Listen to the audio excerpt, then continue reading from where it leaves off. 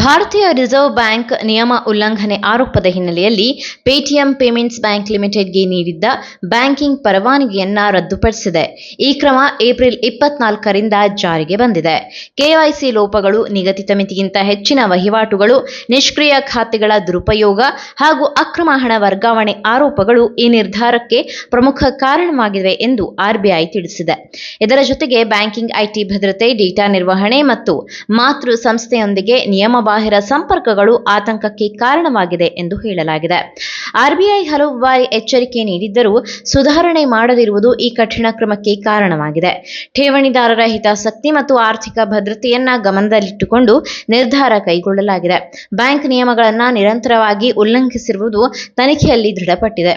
ಈ ಕ್ರಮವು ಕೇವಲ ಪೇಟಿಎಂ ಪೇಮೆಂಟ್ಸ್ ಬ್ಯಾಂಕ್ಗೆ ಮಾತ್ರ ಅನ್ವಯವಾಗುತ್ತೆ. ಪೇಟಿಎಂ ಆಪ್, ಯುಪಿಐ ಮತ್ತು ಇತರ ಸೇವೆಗಳು ಎಂದಿನಂತೆ ಮುಂದುವರಿಯಲಿದೆ. ನೀವು ಸಣ್ಣ ಆಗ್ಬೇಕಲ್ವಾ? ಅದು ಒಂದು ಉತ್ತಮ ಆಹಾರದಿಂದ ಸಣ್ಣ ಆಗ್ಬೇಕಲ್ವಾ? ಪ್ರತಿದಿನ ನಮ್ಮ ಜೀನಿ ಸ್ಲಿಮ್ ನ ಯೂಸ್ ಮಾಡಿ ಯಾವುದೇ ಸೈಡ್ ಎಫೆಕ್ಟ್ ಇಲ್ದಂಗೆ ನೀವು ಸಣ್ಣ ಆಗ್ತೀರಾ.